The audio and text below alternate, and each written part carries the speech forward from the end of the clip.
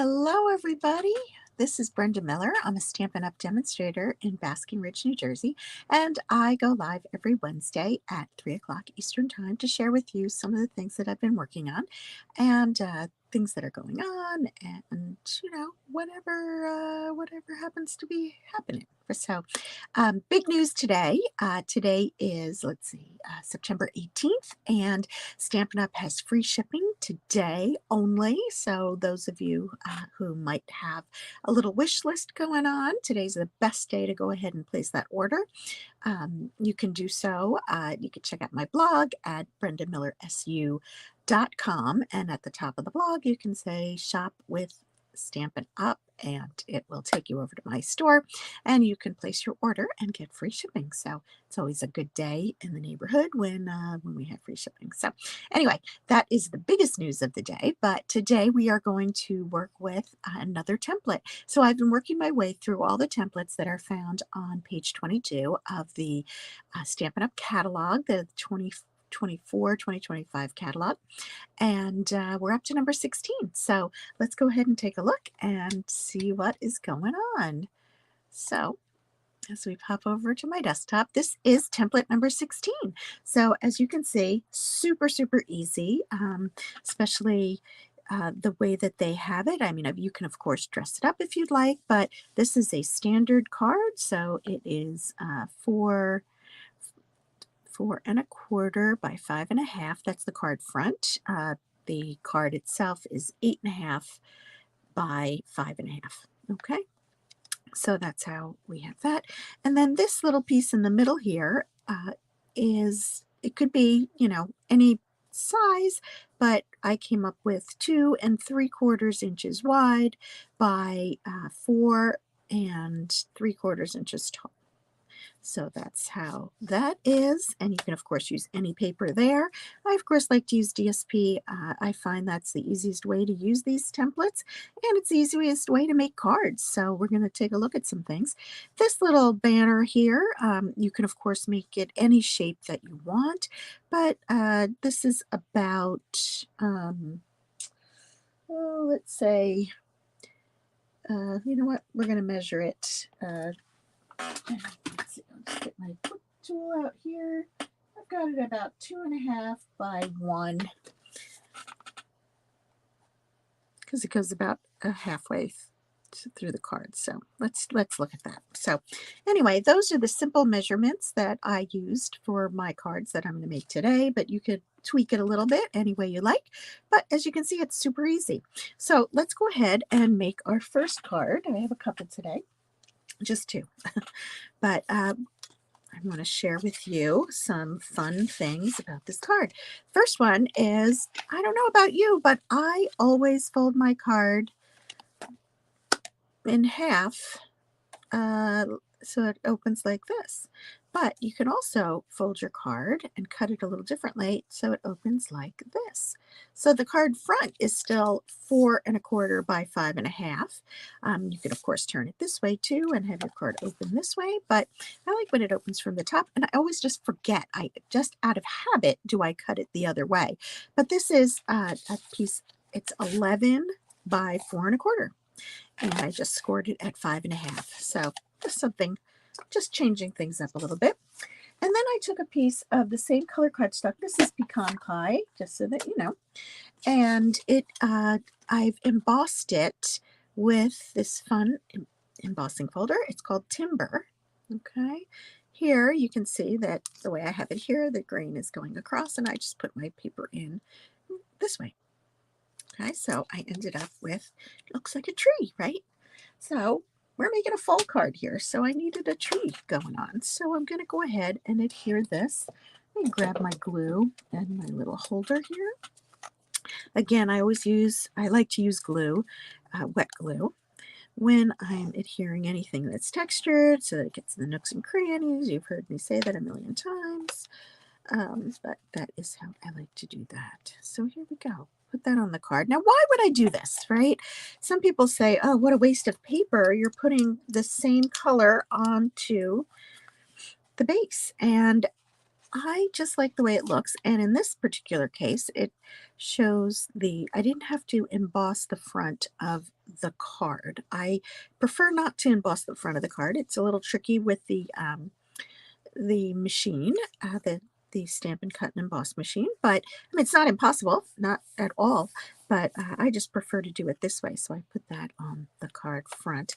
And let me go ahead and put a piece of white on the inside like I like to do so that when I write, I can see it. Oh, gosh, it's right in front of me. And I'm just using my regular Stampin' Seal for that. Okay. And this is just 4 by 5 1/4 also. Same size as the one I put on the front. Okay. So now I've got my card front. And so I decided to open a new pack of paper. I hadn't opened it yet. I've had it. This paper is called Iconic Celebrations. And it is found in the online exclusive section of the catalog. And I'm looking for, I did print out the paper.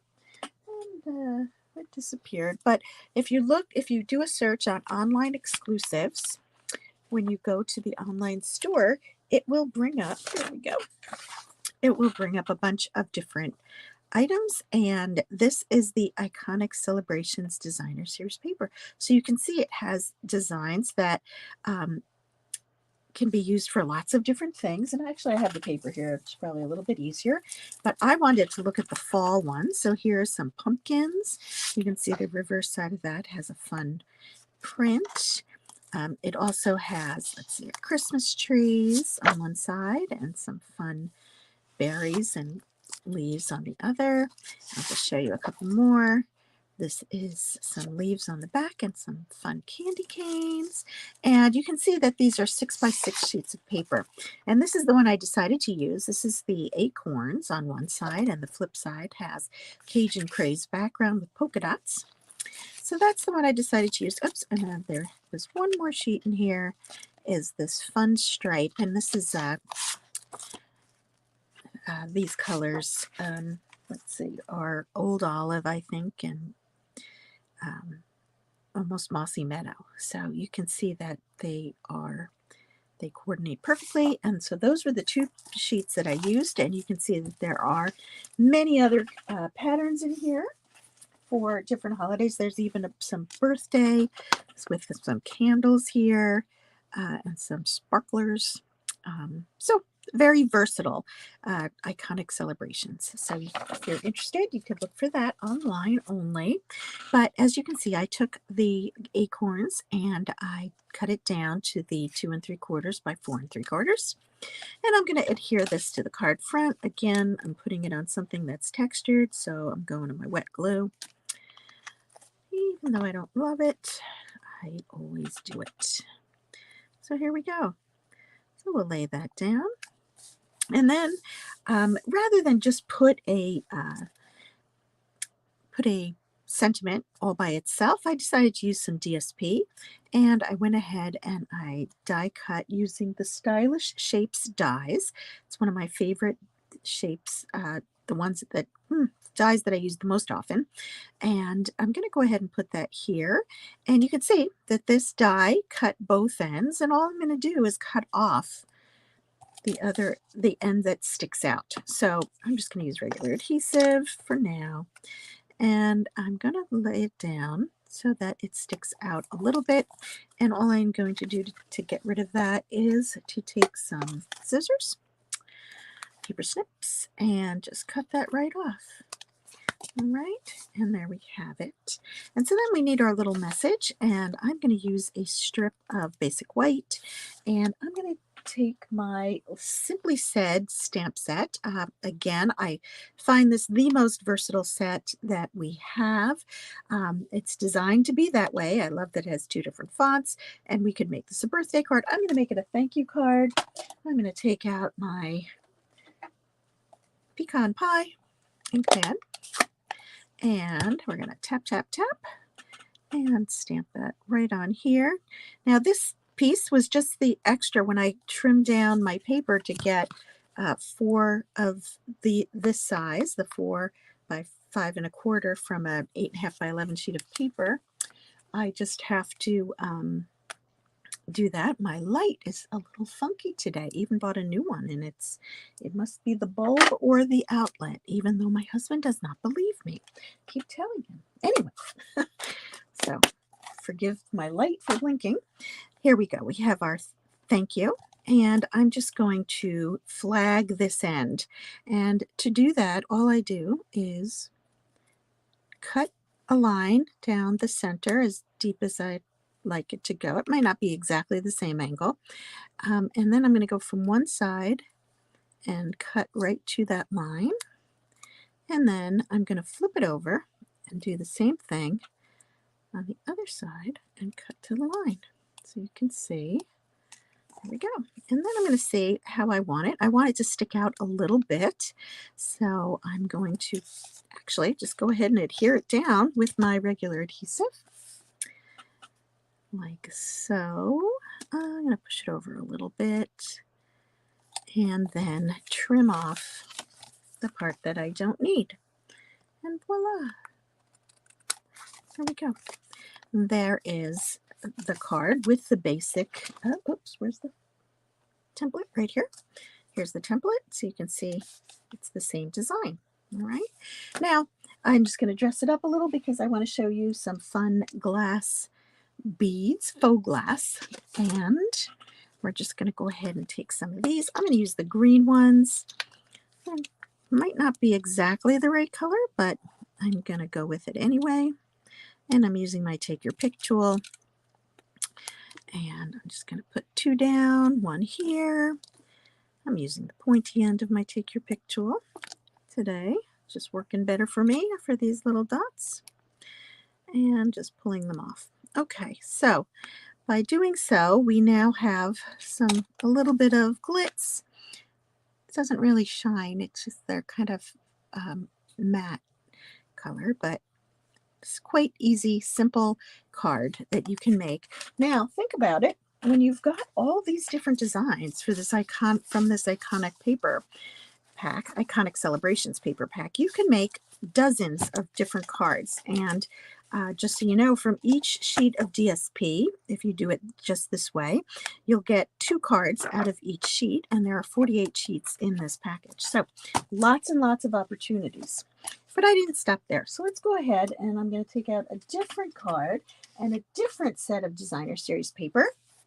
So this time I have so many scraps of paper on my desk, I cannot even tell you, because I'm very busy prepping my ultimate Christmas card making class, and that it includes 20 cards, 2 each of 10 designs, and they're all Christmas cards, and I create the kits, and so that's what I'm busy cutting. So I was working yesterday with this Take a Bow or Take a Bow designer series paper. The reason I say take a bow is because it is designed to go with this set of dies that when folded, create these fun bows, just like we would put on a package. So that's why it's Take a Bow or Take a Bow. And this is the paper that was on my desk. I had lots of strips, so I said, oh, let me make a card with that. Okay, so I took some real red cardstock, and instead of just making, where's my green? Of course it's not here. Give me 1 second. I'm going to quick cut a piece of burnt green cardstock to go with it. And I know I have one here, but I don't know where it is. So it's 2 3/4 by 4 3/4, just like the designer series paper on the last card.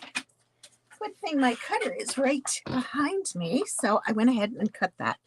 And then I'm taking my strips of paper, and you can see here I have these 1-inch strips of paper, and there are, I use 2 different designs. Actually, this is the same paper, okay? One side has this, and one side has the stripes, and then this is the second sheet, and this reverse side has the polka dots, but I'm not going to use the polka dots this time.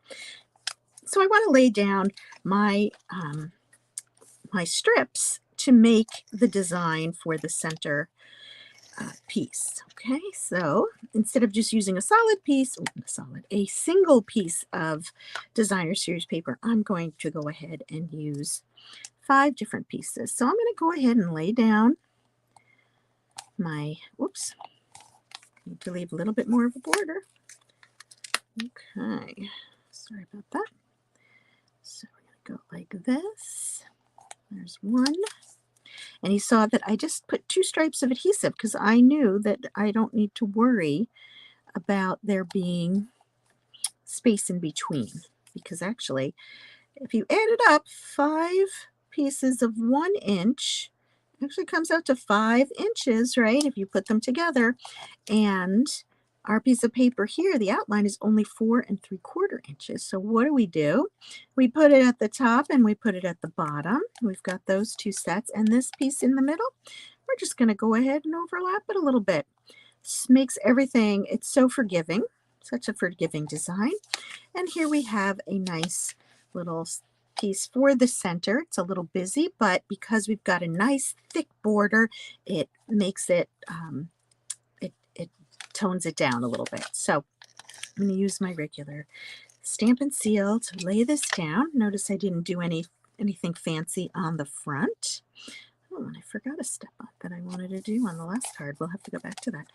And on the inside of this card, we're going to use a piece of basic white, just like we did on the last card and like I always do, to give me something to write on. We'll put that in, but I did one step further. A lot of demonstrators do this, and I don't usually, but because I had all these strips on my desk, I was, why not? Let's go ahead and use them. So I created a 1/2 inch by 4 inch piece of this designer series paper because I had a whole bunch of them, and I just gonna go ahead and put this at the bottom of the inside of the card. And this is something that some demonstrators always do. I am too frugal with my designer series paper usually, so that's why I don't usually do it. But here is our nice card front, and so this time I went ahead, same set of dies, the stylish shapes, and I cut out the bigger of the banners, and I'm going to use some real red, and I'm using, actually this one is called Snowy Wonder, and it's the one that has the snowman and the snow globes and the penguin. And this also has a lovely bold season's greetings. This also was on my desk because my Zoom card class, which is next week, used this on my samples. So that is the season's greetings for the Zoom card class. Of course, you can always use any. You don't have to have this stamp set. But it was out and on my desk. And this time, instead of just laying it down, I'm going to add a little bit of something else, and that is our twine. So we have this red, real red and white baker's twine. And I'm just going to pull out a whole bunch, and I'm going to wrap it around my fingers a couple of times, like 4 or 5 times. And then I'm going to cut off a piece. So I've got this loopy loop. Okay, you can see I did it a couple of times. I'm going to give it a little twist. And it kind of looks like a bow, right? Whoops. Kind of looks like a bow when I do that. Try to be careful. Here we go. And we've got a little bow. And in order to make this stay, I'm just going to use my regular adhesive again. And I'm putting 2 lines about where I'm going to be covering it with the banner. And I'm just going to stick this down on an angle so that my loopy loops will show through the outside of that. And then I'm going to take some dimensionals for the back of my season's greetings. I'm using a sheet here. I'm just going to tear off an edge like I often do, making sure that I put it in the right place, because remember, I'm going to be cutting off the side that I don't use. And I'm going to decide where it goes. Pull it down just a little bit so that I can see my bow there. And then I'm going to flip it over and trim off that which I do not need. I'm being a little careful here because I want to make sure that I don't cut into it. And there we go. So those are two quick cards using this template, using two different kinds of DSP. And hopefully you can see how versatile this template is. And you can use with any DSP that you have. And of course, you can also, on that inside, you can stamp a design there if you prefer. You can make your own DSP, if you will. Or you could, of course, stamp the outer side of the borders instead, and then put in the center something solid, or coordinating pattern. So anyway, lots of options here, and hopefully it's explanatory. All the measurements and everything are in the description for this video. And if you have any questions, feel free to reach out to brendamillersu.com. Thank you so much for joining today. Take care. Bye-bye.